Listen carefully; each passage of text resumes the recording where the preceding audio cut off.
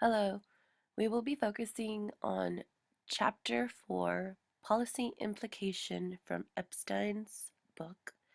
And the chapter also focuses on applying research on school, family, and community partnership.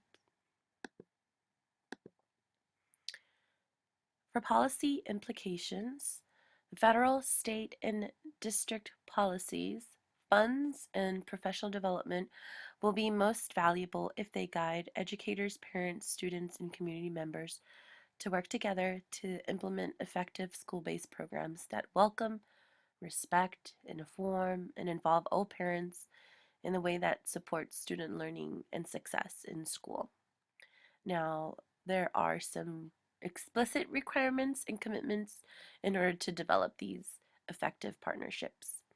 And policies and actions should be reviewed and revised periodically to ensure that they encompass the latest proven approaches. Leadership includes ongoing assistance to evaluate progress and to continually improve plans, involve more families, and increase student success in schools. There are 20 state departments of education that have joined the National Network of Partnership Schools, which is NNPS, and the states have a designated leader whose responsibility is to inform, encourage, and assist districts and schools throughout the state to develop plans, programs, and practices for families to increase the success of students. The state leadership activities are writing state goals and policies and providing federal and state funding and targeted grants for partnership, providing professional development and ongoing training on partnership programs, and conducting conferences by sharing best practices, evaluating work and progress, and recognizing and rewarding excellent practices. For the state's education agencies, which is SEA, it focuses on the importance of meaningful parent involvement without financial and technical support in order to reduce the risk of student failure and increase student achievement. Parent involvement is an important factor from preschool to high school in order to decrease the dropout rate and increase the probability of high school graduates.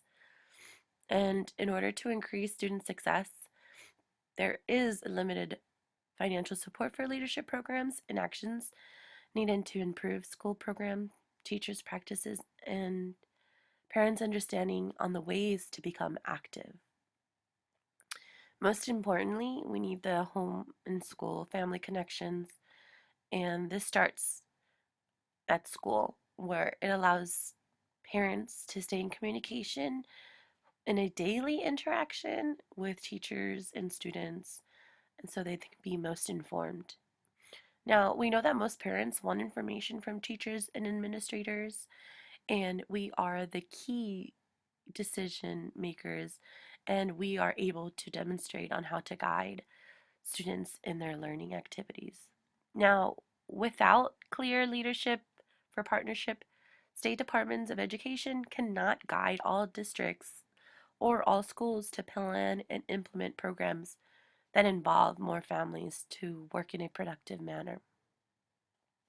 So our strongest influences in partner programs will come from districts and schools, but state departments and state programs can and should establish policies and take action to encourage and support districts and school leaders to provide these programs to enhance community and parent involvement. The state leadership for parent involvement, um, these are the following policies and actions at the state level that will help districts and schools improve their program and practice in order to produce better academic and behavior results. For the first one, it is to write a policy that outlines the state commitment to research-based and goal-oriented programs to enhance involvement. That means make explicit or state perspectives, expectations, and services. And a strong state policy will recognize leadership at the district level and include parent advisory council like PTA to ensure parents are continuously recognized as partners in their child's education. Some good policies also recognize districts and schools that serve diverse population in their community.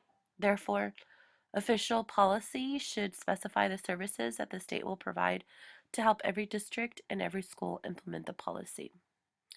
The second is to establish an office or department with an expert leader and ensure they have adequate staff to facilitate and develop continuous improvements of programs for the community family partnership.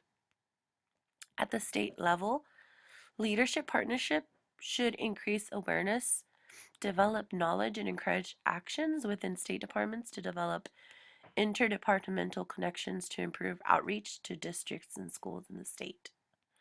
Number three is to write an annual leadership action that should outline and schedule activities each year to promote and support partnership.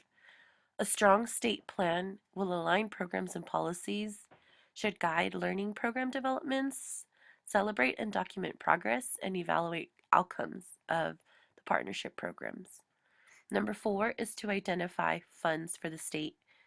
At a state level, the leadership of partnership that will cover staff salaries, training programs, conferences, and activities within the leadership plan. Number five include conducting ongoing in-service education on partnership, and that involves professional developments for district leaders to prepare them for their work over time, and in-service activities that continually improve program partnerships. Number six is evaluate teacher and administration. That includes superintendent, district leaders for their work on partnership because it's an important component of their professional work. Number seven is to support teachers and coach them based on schools' actions to become experts in organizing effective partnership programs that states might provide financial support and some planning time or other recognition for teacher leaders. Um, Number eight is to develop partnership tools which are customized to meet the needs of schools and communities. Leaders should create brochures, calendars, newsletters, translate information for families, websites, and other publications. And state leaders can help develop the tools that district leaders can use and they can modify. Number nine is to encourage community connections to strengthen partnership. Some businesses have policies that allow their employees to volunteer and assist local schools. So recognize these organizations in order to conduct family-friendly and student support activities. Number 10 is establish an advisory committee so that the state education leaders hear from parents about partnership and other educational issues. And the advisory committee should be representative of your key stakeholders and represent your diverse population of the families that you serve in the state. Number 11 is to use technology to collect and share summaries of research results and partnership and useful materials and resources on a website. Number 12 is to support services in advanced education and require them to be utilized to prepare new teachers and administrators to conduct what is called effective partnership programs. And the last one is to arrange for periodic external evaluations of these activities and the quality of implementation and the outreach to these families to better serve the communities in the state. Thank you.